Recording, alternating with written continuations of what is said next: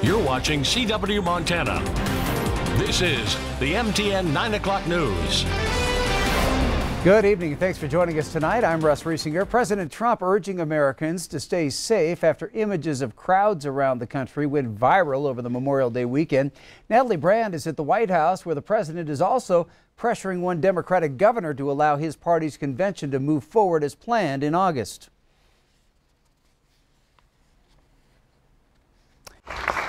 During an event announcing a major price slash in insulin costs for seniors, participating plans will cap cost at just $35 a month per type of insulin. President Trump reasserted his threat to move the Republican National Convention from Charlotte, North Carolina, if the state's Democratic governor does not guarantee that he'll lift COVID-19 related restrictions by then. We need a fast decision from the governor. He's going to have to, because he's been acting very, very slowly and very suspiciously. We're going to have to take steps to protect people. We've had discussions with them about a very limited convention all the way up. The administration released a new testing strategy which talks about ramping up efforts, including purchasing 100 million swabs. But the plan still places much of the testing and contact tracing burden on individual states. During a remote House Oversight Committee hearing, a Health and Human Services Inspector General said her office is looking into issues regarding COVID-19 testing. The first is an examination of FDA's role in facilitating testing for COVID-19, which does examine emergency use agreements, and also an audit of CDC's test kits to state public health labs. This week, the House is expected to vote on a bipartisan fix to the Paycheck Protection Program. Senate Majority Leader Mitch McConnell, speaking at home in Kentucky, indicated work continues on another federal relief package, but emphasized the Senate will not take up the House bill. It'll be very carefully crafted. It won't be $3 trillion left-wing wish list. Meanwhile, new travel restrictions on Brazil will take effect at midnight. They impact non-U.S. citizens who have visited Brazil in the past 2 weeks. It exempts permanent U.S. residents and their spouses, as well as all commerce and trade. Natalie Brandt, CBS News, the White House. New York Governor Andrew Cuomo is scheduled to meet with President Trump at the White House tomorrow. Well, 2 new COVID-19 cases reported in Montana this evening. The latest, an inmate from here in Billings. Yellowstone County Sheriff Mike Linder has confirmed with Q2 that a female inmate at the Yellowstone County Detention Center has tested positive for COVID-19. Linder tells us that test came back late this afternoon, but the patient was hospitalized last week. 2 staff members had tested positive in March, but this is the first known case among inmates. And late this afternoon, Bighorn County confirmed its latest case. The patient is a male in his teens and is recovering at home tonight. Health officials tell us he is unassociated with any previously known case. This new case brings the county's total to 9 positive cases. Also today, state health officials announced another COVID-19 related death in Yellowstone County. A woman in her 80s has died from coronavirus complications, marking the 17th death here in Montana. There are 22 active cases across the state. Well, Bighorn County will be holding 2 days of coronavirus testing starting tomorrow, and officials are encouraging everyone to get tested. The idea is to get the largest number of people in a community to come together and test so they can get a better spotlight on how prevalent COVID-19 is and how many people may be positive without even knowing it. So they're asking everyone who is willing to drive by and be tested. And is specific to the asymptomatic individuals. I think that gives us that appropriate surveillance look at this juncture of the cycling of the coronavirus here in Montana. And I thought it was interesting, especially asking for young people between the ages of 18 and 36 to come in. Why is that so important? Well, right now, according to the data, the analytics from the state, DPHHS, Department of Public Health and Human Services, the age category of 20 to 29 is 20%. And then the next category for impact with the coronavirus is that 50 to 59. Testing will be conducted tomorrow from 10 a.m. until 6 p.m. at the Crow Northern Cheyenne Hospital and Crow Agency.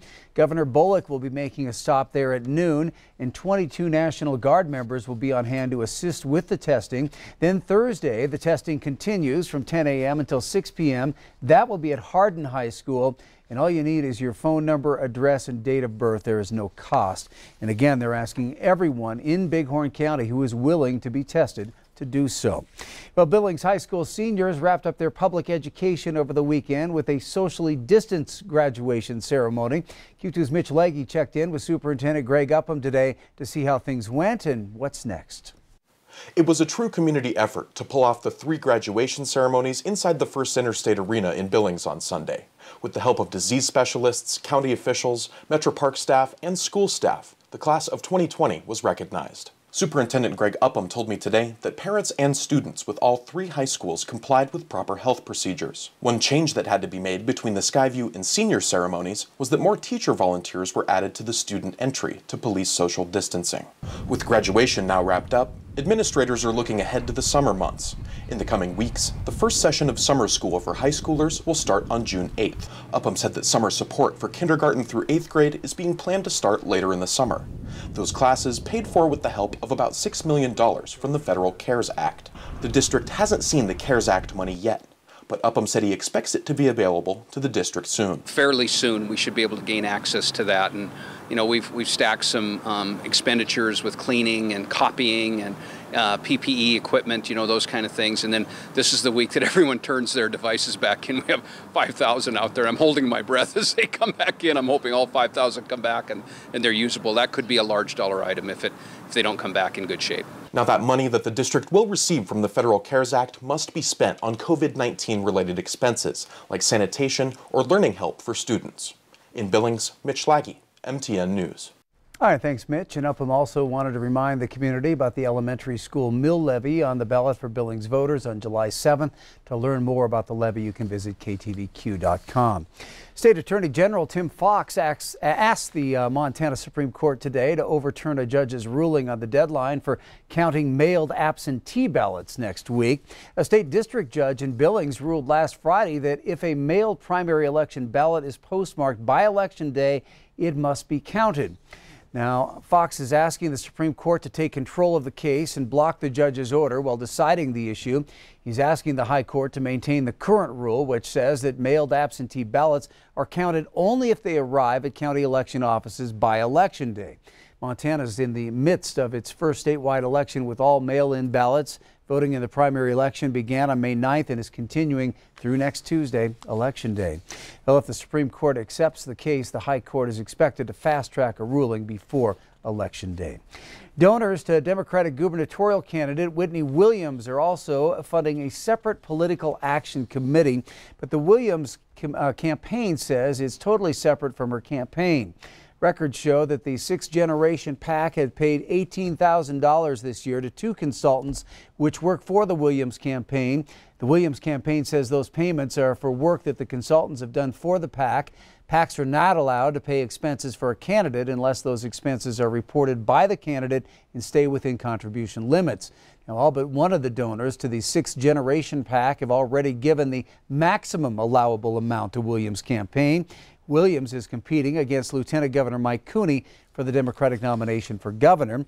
The Williams campaign says the 6th Generation PAC is similar to a PAC that Cooney has raised money for to help Democratic candidates and causes. The 6th Generation PAC did give $3,300 to the state Democratic Party in March. Well, if you use a boat, launch, or a trail, there's a pretty good chance you're being helped by decades of spending from the Land and Water Conservation Fund. But the LWCF has been in limbo for the past couple of years after the previous funding mechanism expired. Well, Senator Steve Daines believes bipartisan support gives a solid chance at passing permanent support. The bill, co-sponsored by Daines and other senators, requires full mandatory funding for LWCF in every budget, plus nearly $12 billion to catch up on the backlog of national park maintenance. It's a great conservation tool that provides public land access for Montanans. Additionally, we're going to be addressing the $12 billion maintenance backlog at our national parks. Is that the idea, is that then you have some surety you can plan these long projects on? Well, first of all, we're getting the funding to do those projects in the first place at the highest level ever. Second, we will be putting that certainty in place. The Great American Outdoors Act has been getting support from conservation groups since it was introduced in March. A Senate vote is expected in June. Governor Steve Bullock order to limit foreclosures, evictions, and disconnections from services expired on May 24th. But that expiration has left some tenants wondering what's next.